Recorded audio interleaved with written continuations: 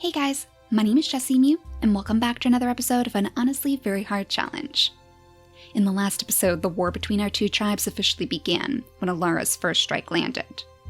It was meant to go toward Kit, but as Aqua jumped in to save her, Clownfish then jumped in to save his sister too. He always knew that something dangerous was coming toward her, thanks to that prophecy of the dead Kravitz. Something dangerous was coming to the water, and a tragedy was coming to the embodiment of water herself. So he knew it was coming, but I don't think any of our tribe mates realized that it would be this fatal. Clownfish has unfortunately been poisoned. He took the brunt of Elara's attack. So his fate is basically sealed. Once we skip the day, he's not going to have any energy left to go to a healing fruit. He's going to pass away right here inside the battleground. I guess that leaves all of our other tribe mates just to pick up the pieces. I feel like so many of the creatures here are probably in shock right now. Aqua, of course, is probably going to shove Elara away, as far as she possibly can deep into the grasses. She's not going to leave his side, though, and I think that Elara is probably a little bit too tired after that brutal attack to do much else. So we'll just have her go ahead and claw at the weeds, maybe trying to make her way back, but she can't possibly do it right now. We'll have Lune stagger back too, probably in shock just like everyone else. She's going to have some few choice words for her sister for sure. She wasn't ready to attack after all. She didn't even think that they had to. This baby that Elara had her sights on? I mean, she's basically the same age as Lune. She figured she could get some information out of her, not try to outright kill her. So it's pretty clear that the two sisters have some very different views on this war. Aqua's going to be completely distraught though, knowing that her own brother sacrificed himself for her. I don't know how she's ever going to be able to live that down, how she's ever going to forgive herself for putting herself in danger. I'm not sure that Kit even realizes exactly what happened either. It all happened so fast after all. She thought that she had made a new friend here. Let's have her go ahead and claw the weeds too. Maybe she's trying desperately to put together some little nest or something. He just needs some time to rest, right? Clownfish is going to be okay, right, Aqua? You can do something for him, can't you? We could just bring him back to the healing fruits and surely that'll make him feel better. But he's so tired now, so weary from that poison that I don't think anything is going to help. And Aqua has no idea how to tell that to her little sister. She's too young to see this side of war. She's without her best friend too. Poor Addie. I'm sure that she's probably heard the commotion though. She doesn't like not being by Aqua's side. Addie is basically her little shadow, her guardian against all things evil. And while she is a bit distracted right now with this baby on the way, she's going to feel pretty bad for not being with her right now. So since she is sitting on top of the stump, she would probably be the most alert at the moment. Maybe she would even mention to Mars that she heard something strange off in the distance. Maybe it's something worth investigating too.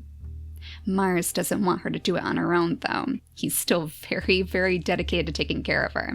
He wants to make sure that their new baby is going to be healthy after all. So maybe he would call out to Jericho instead. Jericho is over here trying to gather up the last of the berries from the bunnies, but it seems like the bunnies may have stolen the rest of the berries nonetheless. So I guess you're going to have to cross over the stream again. I know this would be a great place for you to do some fishing too. But if you heard Mars calling you, you would leave in a flash. So just grab one extra little fish for the road. We'll have you jump down here into the weeds and then jump right next to his side to see what all the commotion is about, of course. Maybe we'll just have Addie go ahead and call out from the stump. Just to do something with our turns, I guess. And as a way to call out to Aqua too, because she knows she was around there somewhere. She wants to make sure that she's still doing okay. So she'll sit over there and wait for her return call in the next turn. Now as for Longshot, well, I'm sure technically he would notice all the commotion as well. I think I'm going to play his story a little bit different. Maybe as he gathers the rest of his berries over here, he was already on his way to go visit Awkward. He's curious about their new baby, of course. He wants to see his very versatile niece or nephew, but he doesn't realize the tragedy that's befallen them again.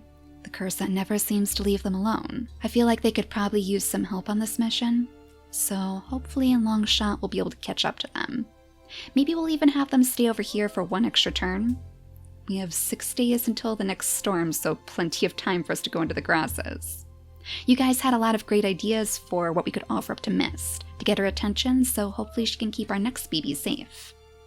One of the ideas that you had was maybe we have to go visit one of the peaceful bears. I feel like a healing fruit would definitely be a good gift. Maybe we could even find a new one out here in uncharted territory. But the peaceful bears were always deeply connected to Mist too, so having one around would be the ultimate sign of her watching. The only peaceful bear we know of, unfortunately, is the one over here by Stone, so I'm not actually sure if another peaceful bear is going to spawn on this island. Not while he's still around. Not to mention he only has 7 days left in his lifespan. Oh no, does that mean that we're going to lose our peaceful bear friend?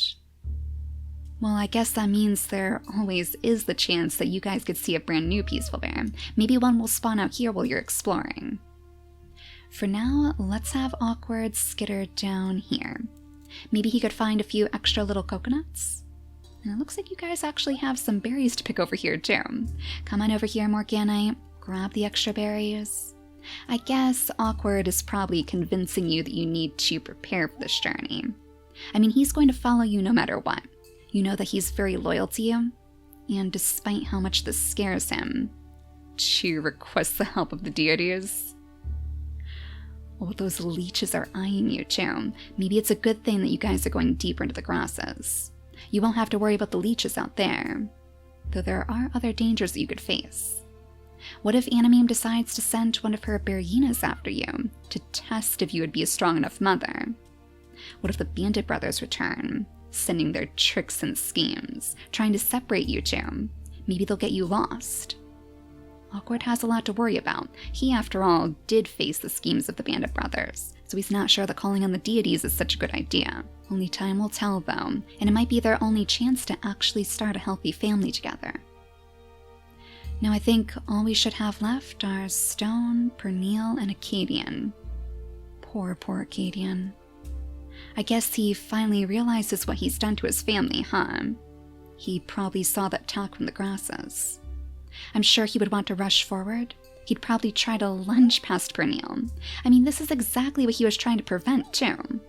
The reason why he left his family was because he didn't want to bring that darkness to them. And yet somehow it's just come full circle. Now he's the one bringing the raid to them, the war straight to their door. He's going to feel absolutely awful after this.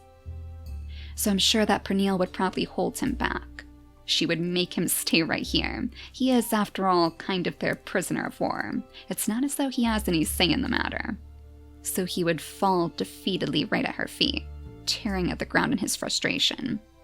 They're my family, Pernille. I only want to keep them safe. Can't you understand that? I think Pernille would probably falter a little bit at that question. What would it be like to love somebody so fully that you would give everything up for them? I mean, she saw it firsthand with Clownfish. He loved his sister so much that he made the ultimate sacrifice. Could she ever do that for someone? Could she ever do that for her sisters? Probably not. I don't feel like these two are that connected for that. I mean, she envies her, of course. She is our embodiment of envy. But she certainly wouldn't go giving up her life for her, you know? I don't know, it's something for her to think about. But Stone, you better hurry up and follow after them too. We'll have you dig up the last of the roots over here, and then lurk behind the group like a shadow. A silent storm ready to follow your daughter no matter what she chooses next. So that should be the end of this turn. We should be ready to skip the day. Let's go to Clownfish then. This is going to be his very last day on this island. And of course he is surrounded by those who loved him the most, but it's still such a sad thing to see. The poison has ended him, and I think I may have actually heard a Doflamingo spawn. I can't see them though, they must be deep within the grasses, probably ready to carry that song of mourning all across the land. Song of mourning, and clearly the song of war too. Lune is going to fall back for now though. Maybe she would even find a way to shove Elara into the grasses too, just like Aqua had done before. Let's have her come over here so she can confront her sisters on this turn, but for now we want to go back to Aqua. It looks like we have a little bunny over here that one of you could catch too. I'm not really sure if anybody would be up for it though. I mean, maybe we could have Kit come over here? She can see how distraught her sister is. Maybe she figures a little bit of food will cheer her up. Did you Did you just grab the berries from there? Wait a second. What did I just see? Maybe it was the leaves on this berry bush? There must be some more berries over there then. I thought this bunny was reaching them with their mind or something. Using the force to bring the berries straight to you. That is definitely a new one. Yep, there is the culprit. You scared me for a minute, little guy. I guess Jericho never had the chance to take care of you. Now as for you, Aqua, I mean, I'm sure you're not going to be able to truly set his remains to rest. Unfortunately, without that digging paw, it's going to be very, very difficult. I would even prefer you to come over here to let out your cries tonight, so the rest of the tribe will know exactly what happened. Since you only have one more turn though, let's at least have you use one of those turns on the roots. It would be awfully fitting if we could dig up the one over here. I wonder if maybe somebody else could help you out with that. I mean, Jericho would surely rush in now that he's heard the news from Mars, and as soon as he sees that skeleton, he'll be beside himself with grief. If only he hadn't been so far away. Maybe he could have stopped this from happening. He's their leader after all. He's supposed to be the head of the family, and he can't even keep his own little brother safe. I wonder if he thinks that Comet would be disappointed in him. I'm sure he knows that Comet is celebrating Clownfish right now, welcoming him with open arms into his fold. But how can he possibly call himself one of Comet's champions if he can't even protect his own family? That was basically the one thing that Comet valued above all else. So how can he even trust himself to take care of his new baby? Now, speaking of which, Adeline, how many more days do you have? 2 more days before you're ready to give birth. So while I know you're probably trying your hardest to sneak off beyond Mars's watch, he's not going to let you go anytime soon. So we'll just have you tear away at the ground restlessly, hoping that Aqua's okay. She still hasn't seemed to have gotten your message after all, or at the very least she hasn't returned it. So you're starting to wonder that there might be some true trouble brewing out there in the grasses. Once you have your baby though, since Mars will be staying right here, then you can go ahead and check on them yourself. Now Longshot, let's bring you down this way, so hopefully you can catch up on this turn. We'll have you go ahead and settle down right on top of the stump over here, so you can see the damage firsthand. The missing fruit, the remains of the baby here, and of course the distraught parents. Another tragedy nipping at their heels. So this time, Morganite, Longshot is going to promise to go along with you. Maybe all you need is his sunny, carefree personality to push you through on this mission. Let's have her jump ahead, so she can do a little bit of sniffing into the grasses as well. Listen around, just to make sure that nothing's lurking off in that darkness, and so far it looks like everything is okay. Now let's go back to you guys, because you have a very big conversation ahead of you. Lune must be livid now, and even as a tiny child like she is still a sight to behold when she's angry. That's probably the one thing that she actually inherited from her mother. The Bone Keeper was always to be taken seriously when she was angry too. What were you thinking, Elara? How could you possibly rush ahead? I didn't give the signal. It wasn't time to attack. And Elara probably doesn't even think that she did anything wrong, huh? She probably thinks that Lune is just too soft. She's too weak. In fact, their mother never even really knew her. She entrusted this mission to a baby that she never got the chance to know herself. Elara probably thinks that she would be very disappointed in you, Lune, for not jumping at the best opportunity that they had. So you would really kill anyone, Elara? Even somebody as young as that child that we met out in the rain? Lune is probably starting to fear her a little bit. Something dark is definitely clinging to her sister, and she's not so sure that she likes it. She's not so sure that she wants anything to do with this anymore. For now, we'll have them stay here and rest. I don't feel like Lune would let her go any further, and we do need to keep an eye on the prisoner anyways. We'll have him go ahead and clear out the grasses too, since Oh? Did you see that? Oh, something definitely moved over here. Something was definitely in this lake. It was either a leech, or it could have been one of the clownfish. One of the clownkoi, rather. Oh my gosh, Aqua, have the clownkoi finally returned to you? In such a desperate moment, too. It almost makes you wonder if maybe it is the spirit of her brother, coming by to comfort her one last time. Assuming that wasn't a leech anyways. We still don't know 100% if that wasn't a leech. Stone, go ahead and dig up some of those roots. We'll have you come on over here to be with your daughter. And another root for the road. There we go. Yes, it was a clown koi. Oh my gosh, Aqua. I mean, that has to be good news for you, right? The clown koi only ever come to you in important moments like this, and you've been searching for ages for a glimpse of them again. What a time for them to return to you, too. I can't imagine that she would even have it in herself to dip her toes in the water. Her heart is just far too torn right now. But that might mean that the next turn would be the right time for you to jump on top of that stump again, and maybe let out a few more songs. Then at least Addie's mind will kind of be put to rest. I mean, she'll know that you're okay. She'll know that you're alive. But she'll also know that Clownfish has passed. So, Acadian, we'll just have you stay right here. There aren't many roots for you to dig up, unfortunately. And Lune, we'll have you come over this way. Gotta make sure that Elara isn't going to try to sneak off on this turn. So let's go ahead and skip the day again. And then as soon as Aqua wakes up, we'll have her jump on top of that stump and let out her song.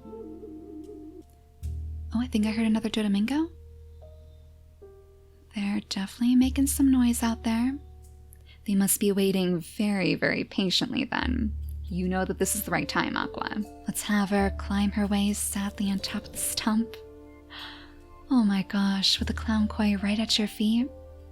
That must be Clownfish, the spirit of your brother, listening to your mournful song. He always did have a strange connection to the wildlife out here. The bunnies, of course, which is probably what you remember from him the most. So at least this is some sort of small comfort for you both. We'll bring Jericho over here while he tries to figure out what their next course of action is going to be. Maybe he can help us by pawing up those roots underneath the remains.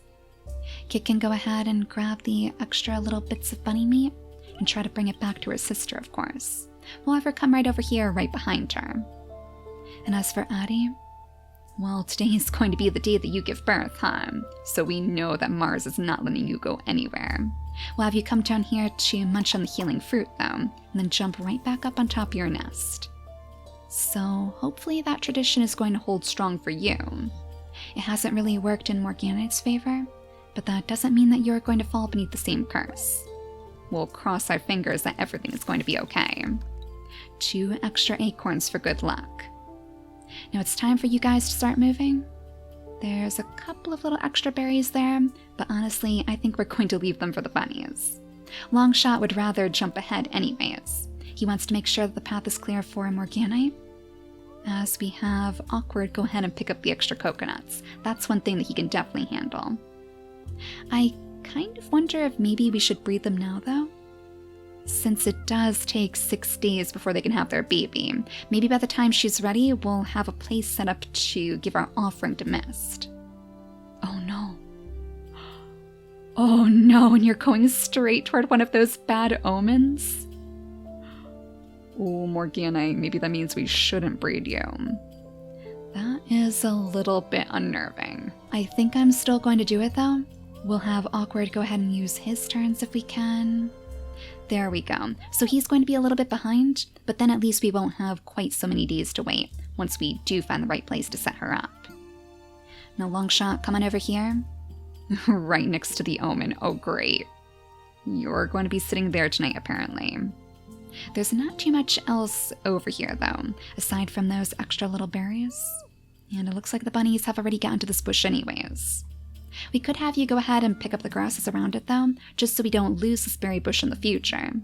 Just so one of your family members could maybe pick it up later instead, because you don't exactly have time for it right now. Now Elara must be done with all this waiting around. They could have swept in and taken out every single one of those creatures in one hit.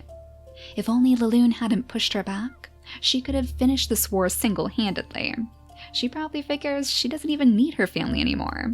Maybe she never needed them at all. So she's going to skulk back into the grasses, poised and ready to strike again, looking for the perfect place for her to set herself up for the next battle. And meanwhile, I think Lune has finally found the answer to her question. There is truly no reason for this war. This revenge, this need for revenge that she has literally nothing to do with. She's just tearing apart families by bringing her sisters here. So she wants to put a stop to this somehow. We already know that Stone is definitely going to follow her. He would definitely support her no matter what. But I wonder if Pernille would actually turn to her too. Like this curiosity about this deep devotion that she's discovered. Maybe this is her new thing to envy. And it's a bit of a softer thing than the strength of her sister that she envied before. I mean, envying love? Maybe she could actually find something good out of that after all. But it will take some time.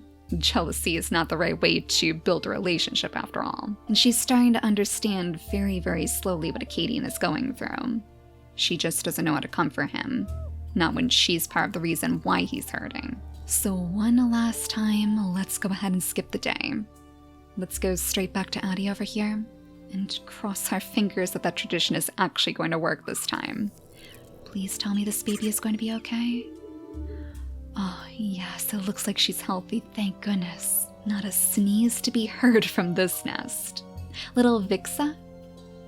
And how cute is it, too, that she actually has the spots of the same color as Mars? I mean, Mars doesn't have any spots on him, but it's the same base fur color. So it truly looks like she could actually be his son. Addie bred with Jericho, right? I'm like 99% sure that we bred her with Jericho. Let's just check to be sure. Yeah, Adeline and Jericho. So that's kind of perfect, isn't it? She has the claw too and the ram horns, so she's going to be a very, very strong individual. And goodness knows we could use a little bit of extra strength right now. So in the next episode, we'll see what becomes of Elara and her entire family. And I guess we'll see if Lune can actually find a way to stop her too. Assuming that the Bone Keeper doesn't get in the way. If Nicole finds out that her champion is faltering, I don't think she's going to be too happy. And it makes me wonder where that killer bear Yena is lurking around now. But for now, thank you all so much for watching, and I'll see you all next time. Bye guys!